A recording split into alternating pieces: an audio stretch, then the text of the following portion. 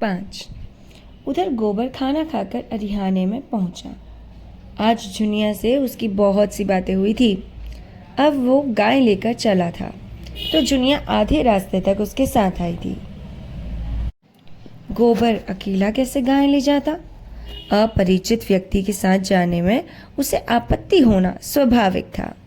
कुछ दूर चलने के बाद जुनिया ने गोबर को मम्र भरी आंखों से देखकर कहा, अब तुम काहे को यहाँ आओगे? एक दिन पहले तक तो गोबर कुमार था। गांव में जितनी युवतियां थी वह या तो उसकी बहनें थी या भाभियां। बहनों से तो कोई छेड़छाड़ हो ही नहीं सकती थी। भाभियां अलबत्ता कभी कभी ठटोली किया करती थी, लेकिन वह केवल सरल विनोद होता था। उनकी दृष्टि में कभी उनके यौवन में केवल फूल लगे थे। जब तक फल न लग जाएं, उस पर ढीले फेंकना व्यर्थ की बात थी और किसी और से प्रोत्साहन न पाकर उसका कौमार्य उसके गले से चिपटा हुआ था। जुनिया का वंचित मन जिन भाभियों के व्यंग्य और हास विलास ने और भी लोलुप बना दिया था, उसके कौमार्य पर ही ललचा उठा और उस कुमार में भी पत्ता खड़कते हुए ही किसी सोए हुए शिकारी जानवर की तरह यौवन जाग उठा। गोबर ने आवरणहीन रसिकता के साथ कहा, अगर भिक्षुक को भीख मिलने की आशा हो तो वो दिन भर और रात भर द्वाता के द्वार पर खड़ा रहे। जुनिया ने कटाक्ष करके कहा, यह तो तुम भी मतलब के यार हो, वैसे नहीं। गोबर की धमनियों का रक्त प्रबल उठा। बोला, भूखा आदमी अगर हाथ फैलाए तो उसे क्षमा कर देना चाहिए। जुनिया और गहरे पानी में उतरी। भिक्षुक जब तक 10 द्वारे ना जाए उसका पेट कैसे भरेगा? मैं ऐसे भिक्षुकों को मुंह नहीं लगाती। ऐसे तो गली गली मिलते हैं। फिर भिक्षुक क्या देता है? असीस। असीसों से तो किसी का पेट नहीं भरता। मंद बुद्धि गोबर जुनिया का आशय न समझ सका। जुनिया छोटी सी थी, तभी से ग्राहकों के घर दूध लेकर जाया करती थी। ससुराल में उसे ग्राहकों के घर दूध पहुंचाना पड़ता था। आजकल भी दही बेचने का भार उसी पर था। उसे तरह तरह के मनुष्यों का सभी का पड़ चुका था। 2-4 रुपए उसके हाथ लग जाते थे। घड़ी भर के लिए मनोरंजन भी हो जाता था, मगर यह आनंद जैसे मंगनी की चीज हो। उसमें टिकाव न था, समर्पण न था, अधिकार न था। वह ऐसा प्रेम चाहती थी जिससे के लिए वह जिए और मरे, जिस पर वह अपने को समर्पित कर दे। वह केवल जुगनू की चमक नहीं, दीपक का स्थायी प्रकाश चाहती थी। वह एक गृहस्थ की बालिका थी जिसे गृहिणीत्व को रसिकों की लगावट बाजियों से कुचल नहीं पाया था। गोबर ने कामना से उद्दीप मुख से कहा, भिक्षुक को एक ही द्वार पर भरपेट मिल जाए तो क्यों द्वार द्वार घूमे? जुनिया ने सदैव भाव से उसकी ओर ताका। कितना भोला है, कुछ समझता ही नहीं। भिक्षुक को एक द्वार पर भरपेट कहाँ मिलता है? उसे तो चुटकी ही मिलेगी। सरबस तो तभी पाओगे जब अपना सरबस दोगे। मेरे पास क्या है जुनिया? तुम्हारे पास कुछ नहीं है। मैं तो समझती हूँ मेरे लिए तुम्हारे पास जो कुछ है वह बड़े बड़े लखपतियों के पास नहीं है। तुम मुझसे भीख न मांगकर मुझे मोल ले सकते हो। गोबर उसे चकित नेत्रों से देखने लगा। जुनिया ने फिर कहा, और जानते हो दाम क्या देना होगा? मेरा होकर रहना पड़ेगा। फिर किसी के सामने हाथ फैलाए देखूंगी तो घर से निकाल दूंगी। गोबर को जैसे अंधेरे में टटोलते हुए इच्छित वस्तु मिल गई थी। एक विचित्र भय मिश्रित आनंद से उसका रोम रोम पुलकित हो उठा। लेकिन ये कैसे होगा? जुनिया को रख ले तो रखेली को लेकर घर में रहेगा कैसे? बिरादरी का झंझट जो है, सारा गांव काम करने लगेगा। सभी दुश्मन हो जाएंगे। अम्मा तो इसे घर में भी घुसने न देगी। लेकिन जब स्त्री होकर यह नहीं डरती तो पुरुष होकर वह क्यों डरे? बहुत होगा, लोग उसे अलग कर देंगे, वह अलग ही रहेगा। जुनिया जैसी औरत गांव में दूसरी कौन है? कितनी समझदारी की बातें करती है। क्या जानती नहीं कि मैं उसके जोग नहीं हूँ? फिर भी मुझसे प्रेम करती है, मेरे होने को राजी है। गांव वाले निकाल देंगे तो क्या संसार में दूसरा गांव नहीं है? और गांव की छोड़े, माता दीन ने चमारिन बिठा ली तो क्या किसी ने कर लिया? दाता दीन दांत कटका कर रह गए। माता दीन ने इतना जरूर किया कि अपना धर्म बचा लिया। अभी भी बिना स्नान पूजा किए मुंह में पानी नहीं डालते। दोनों जून अपना भोजन आप पकाते हैं, और अब तो भोजन अलग नहीं पकाते, दाता दीन वह साथ बैठकर खाते हैं। झिंगुरी सिंह ने बहामनी रख ली तो उसका किसी ने क्या कर लिया। उनका जितना आदर मान तब था उतना ही आज भी है, बल्कि और बढ़ गया। पहले नौकरी खोजते फिरते थे, अब उनसे रुपए से महाजन बन बैठे। ठकुराई का तो रौब ही था, महाजनी का रौब भी जम गया। मगर फिर ख्याल आया कहीं जुनिया दिल लगी ना कर रही हो, पहले इसकी ओर से निश्चित हो जाना आवश्यक था। उसने पूछा, मन से कहती हो जूना कि खाली लालच दे रही हो? मैं तो तुम्हारा हो चुका, लेकिन तुम भी हो जाओगी। तुम मेरे हो चुके कैसे जानूं? तुम जान भी जाओ तो दे दूं। जान देने का अर्थ भी समझते हो? तुम समझा दो ना। जान देने का अर्थ है साथ रहकर निभाह करना, एक बार हाथ पकड़कर उम्र भर निभाह करते रहना, चाहे दुनिया कुछ कहे, चाहे माँ बाप भाई बंधु घर द्वार सब कुछ छोड़ना पड़े। मुंह से जान देने की बातें बहुतों को देख चुकी हूँ। भौरों की भांति फूल का रस लेकर उड़ जाते हैं, तुम भी वैसे ही तो ना उड़ जाओगे। गोबर के एक हाथ में गाय की पघिया थी, दूसरे हाथ से उसे जुनिया का हाथ पकड़ा था, जैसे बिजली के तार पर हाथ गया हो। सारी देह यौवन के पहले स्पर्श से कांप उठी। कितनी मुलायम गुदगुदी कोमल कलाई। जुनिया ने उसका हाथ हटाया नहीं, मानो इस स्पर्श का उसके लिए कोई महत्व ही ना हो। एक ही क्षण के बाद गंभीर भाव से बोली, आज तुमने मेरा हाथ पकड़ा है, याद रखना। खूब याद रखूंगा जूना, और मरते दम तक निभाऊंगा। जुनिया अविश्वास भरी मुस्कान से बोली, इसी तरह तो सब कहते हैं गोबर, बल्कि इससे भी मीठे चिकने शब्दों में। अगर मन में कपट हो मुझे बता दो, सचेत हो जाओ। ऐसों को मन नहीं देती, उनसे तो खाली हंस बोल लेने का नाता रखती हूँ। बरसों से दूध लेकर बाजार जाती हूँ, एक से एक बाबू, महाजन, ठाकुर, वकील, अमले, अफसर अपना रसियापन दिखाकर मुझे फंसा लेना चाहते हैं।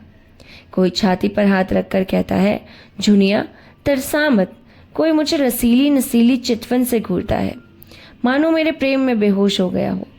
कोई रुपया दिखाता है, कोई गहने, सब मेरी गुलामी करने को तैयार रहते हैं उम्र भर, बल्कि उस जन्म में भी।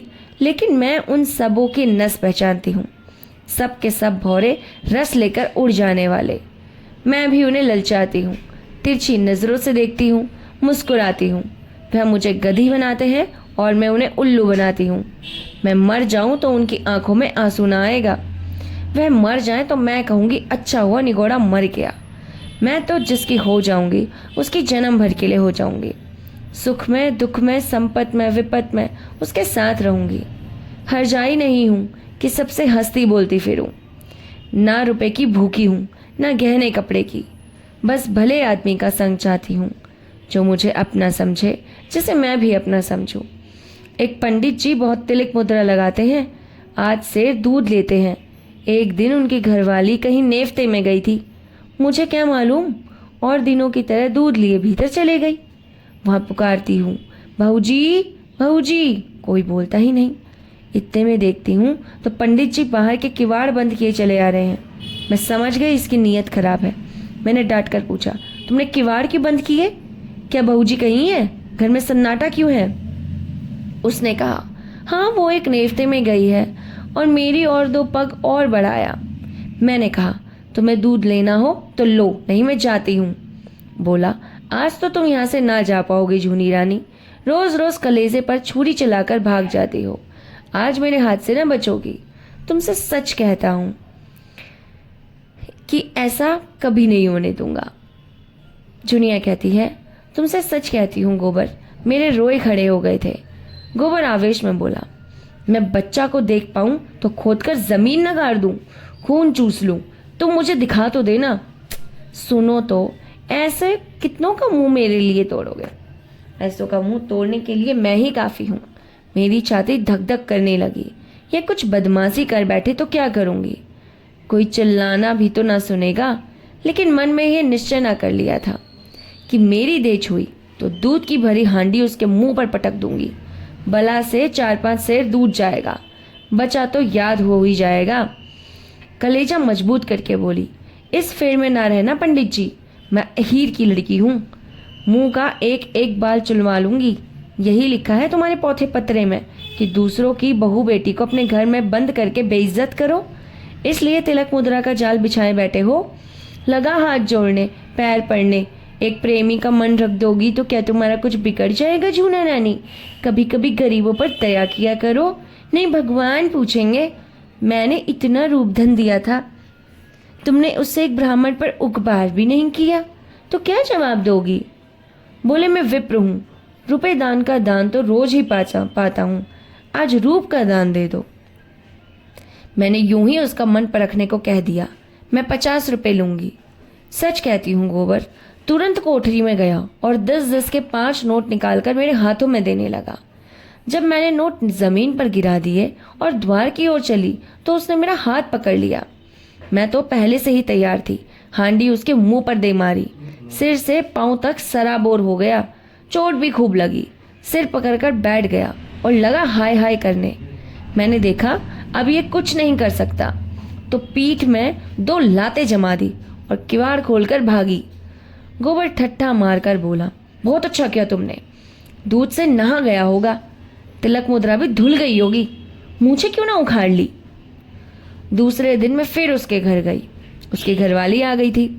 अपने बैठक में सर में पट्टी बांधे पड़ा था। मैंने कहा, कहो तो कल की अच्छी करतूत खोल दूं पंडित? लगा हाथ जोड़ने। मैंने कहा, अच्छा थूथ कर चाटो और तो छोड़ दूं। सर जमीन पर रगड़कर बोलने लगा, अब मेरी इज्जत तुम्हारे हाथ है जूना, यही समझ लो कि पंडिताइन मुझे जीता ना छोड़ेगी। मुझ पर दया आ गई। हाँ, मुझे भी उस पर दया आ गई थी। गोबर को उसकी दया बुरी लगी। तुमने ये क्यों किया? उसकी औरत से जाकर क्यों नहीं कह दिया? जूतों से पीटती। ऐसे पाखंडियों पर दया ना करनी चाहिए। तब मुझे कल की सूरत दिखा दो, फिर देखना कैसी मरम्मत करता हूँ। जुनिया ने उसके अर्ध विकसित यौवन को देखकर कहा, तुम उसे ना पाओगे, खासा देव है, मुफ्त का माल उड़ाता है कि नहीं। गोबर अपने यौवन का यह तिरस्कार कैसे सहता? डींग मारकर बोला, मोटे होने से क्या होता है, यहाँ फौलाद की हड्डियां हैं, 300 डंड रोज मारता हूँ, दूध घी नहीं मिलता, नहीं अब तक सीना यूं निकल आया होता।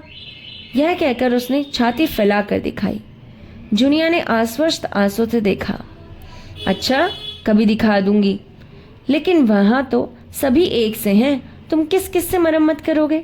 ना जाने मर्दों की क्या आदत है, जहाँ कोई जवान सुंदर औरत देखी और बस लगा घूरने छाती पीटने। यह जो बड़े आदमी कहलाते हैं, ये तो निरे लंपट होते हैं। फिर मैं तो कोई सुंदरी भी नहीं हूँ। गोबर ने आपत्ति की, तुम्हें देखकर तो यही जी चाहता है कि कलेजे में बिठा ले। जुनिया ने उसकी पीठ में हल्का सा घूंसा जमाया। लगे औरों की तरह तुम भी चापलूसी करने। मैं जैसी कुछ कहूँ वह मैं जानती हूँ, मगर इन लोगों को तो जवान मिल जाए, घड़ी भर मन बहलाने को, और क्या चाहिए। गुण तो आदमी उसमें देखता है जिसके साथ जन्म भर निबाह करना हो। सुनती भी हूँ और देखती भी हूँ। आजकल बड़े घरों की विचित्र लीला है। जिस मोहल्ले में मेरी ससुराल है, उसी में गपड़ू नाम के कश्मीरी रहते थे। बड़े भारी आदमी थे। उनके यहाँ 5 सेर दूध लगता था। उनकी 3 लड़कियां थी, कोई 20-20, 25-25 की होंगी, एक से एक सुंदर। तीनों बड़े कॉलेज में पढ़ने जाती थी। एक साइड कॉलेज में पढ़ाती भी थी। 300 महीना पाती थी। सितार वह जब सब बजावे, हारमोनिया सब बजावे, नाचे गावे, लेकिन ब्याह कोई ना करती थी। राम जाने वह किसी मर्द को पसंद नहीं करती थी कि कोई मर्द उन्हीं को पसंद नहीं करता था। एक बार मैंने बड़ी बीबी से पूछा तो हंसकर बोली, हाँ, हम लोग यह रोग नहीं पालते, मगर भीतर ही भीतर खूब गुलचर्रे उड़ाती थी। जब देखूं 2-4 लौंडे उनको घेरे रहते थे। जो सबसे बड़ी थी वह तो कोट पतलून पहनकर घोड़े पर सवार होकर मर्दों के साथ सैर करने जाती थी। सारे शहर में उनकी लीला मशहूर थी। गपड़ू बाबू सिर नीचा किए जैसे मुंह में कालिक सी लगाए रहते थे। लड़कियों को डांटते थे, समझाते थे, पर सब की सब खुल्लम खुल्ला कहती थी, तुमको हमारे बीच में बोलने का कुछ मजाल नहीं। हम अपने मन की रानी हैं, जो हमारी इच्छा होगी हम वह करेंगे। बेचारा बाप जवान जवान लड़कियों से क्या बोले। मारने बांधने से रहा, डांटने डपटने से रहा, लेकिन भाई बड़े आदमियों की बात कौन चलाए। वह जो करे सब ठीक है, उन्हें तो बिरादरी और पंचायत का भी डर नहीं। मेरी समझ में तो यही नहीं आता कि किसी का रोज रोज मन कैसे बदल जाता है। क्या आदमी गाय बकरी से भी बीता हो गया है? लेकिन किसी को बुरा नहीं कहती भाई, मन को जैसा बनाओ वैसा बनता है। ऐसों को भी देखती हूँ जिसे रोज रोज की दाल रोटी के बाद कभी कभी मुंह का स्वाद बदलने के लिए हलवा पूरी भी चाहिए, और ऐसों को भी देखती हूँ जिन्हें घर की रोटी दाल देखकर ज्वर आ जाता है। कुछ बेचारियां ऐसी भी हैं जो अपनी दाल रोटी में ही मग्न रहती हैं, हलवा पूरी से उन्हें कोई मतलब नहीं। मेरे दोनों भावजों को ही देखो, हमारे भाई काने कुबड़े नहीं हैं, 10 जवान में 1 जवान है, लेकिन भावजों को नहीं भाते। उन्हें तो वह चाहिए जो सोने की बालियां बनवाए, महीन साड़ियां लाए, रोज चाट खिलाएं। बालियां और मिठाइयाँ मुझे भी कम अच्छी नहीं लगती, लेकिन जो कहो इसके लिए अपनी लाज बेचती फिरूं तो भगवान इससे बचाए। एक के साथ मोटा मोटा झोटा सा पहनकर उम्र काट देना, बस अपना तो यही राग है। बहुत करके तो मर्द ही औरतों को बिगाड़ते हैं। जब मर्द इधर उधर ताक झाक करेगा तो औरत भी आंख लड़ाएगी। मर्द दूसरी औरतों के पीछे जाएगा तो औरत भी जरूर मर्दों के पीछे दौड़ेगी। मर्द का हरजाईपन औरत को भी उतना ही बुरा लगता है जितना औरत का मर्द को। यही समझ लो, मैंने तो अपने आदमी से साफ साफ कह दिया था, अगर तुम इधर उधर लपके तो मेरी जो भी इच्छा होगी वह करूँगी। यह चाहो तो तुम भी अपने मन की करो, और औरत को मार के डर से उसे अपने काबू में रखो, तो यह ना होगा। तुम खुले खजाने फिरते हो, वो छिपकर करेगी, तुम उसे जलाकर सुखी नहीं रह सकते। गोबर के लिए ये नई दुनिया की बातें थी। तन्मय होकर सुन रहा था। कभी कभी तो आप ही आप अपने पांव रुक जाते, फिर सचेत होकर चलने लगता। चुनिया ने पहले अपने रूप से मोहित किया था, आज उसने अपने ज्ञान और अनुभव से भारी बातें और अपने सतीत्व के बखान का मुग्ध कर लिया। ऐसी रूप गुण ज्ञान की अगारी उसे मिल जाए तो धन्य भाग। फिर वह की पंचायत और बिरादरी से डरे। जुनिया ने जब देख लिया कि उसका गहरा रंग जम गया तो छाती पर हाथ रखकर जीभ दांत से काटी हुई बोली, अरे ये तुम्हारा गांव आ गया, तुम भी बड़े मुरहे हो, मुझसे कहा भी नहीं कि लौट जाओ। यह कहकर लौट पड़ी। गोबर ने आग्रह करके कहा, एक क्षण के लिए मेरे घर क्यों नहीं चलती, अम्मा भी तो देख ले। जुनिया ने लज्जा से आंखें चुराकर कहा, तुम्हारे घर यूं ना जाऊंगी, मुझे तो यही अचरज होता है कि मैं इतनी दूर कैसे आ गई। अच्छा बताओ अब कब आओगे? रात को मेरे द्वार पर अच्छी संगत होगी, चले आना, मैं अपने पिछवाड़े मिलूंगी, और जो ना मिली तो लौट जाना। तो फिर मैं ना आऊँगा, आना पड़ेगा, नहीं कहे देती हूँ। तुम भी वचन दो कि मिलोगी। मैं वचन देती हूँ कि नहीं मिलूंगी, तो मैं भी नहीं आता, मेरी बला से। जनिया अंगूठा दिखाकर चल दी। प्रथम मिलन में ही दोनों एक दूसरे पर अपना अपना अधिकार जमा चुके थे। जुनिया जानती थी वह आएगा, कैसे ना आएगा। गोबर भी जानता था वह मिलेगी, कैसे ना मिलेगी। गोबर जब अकेला गाय हाँकता हुआ चला तो ऐसा लगता था मानो स्वर्ग से गिर पड़ा हो। ये पार्ट यहीं ख़त्म होता है। नेक्स्ट पार्ट के साथ मिलते हैं, तब तक के लिए नमस्कार जी।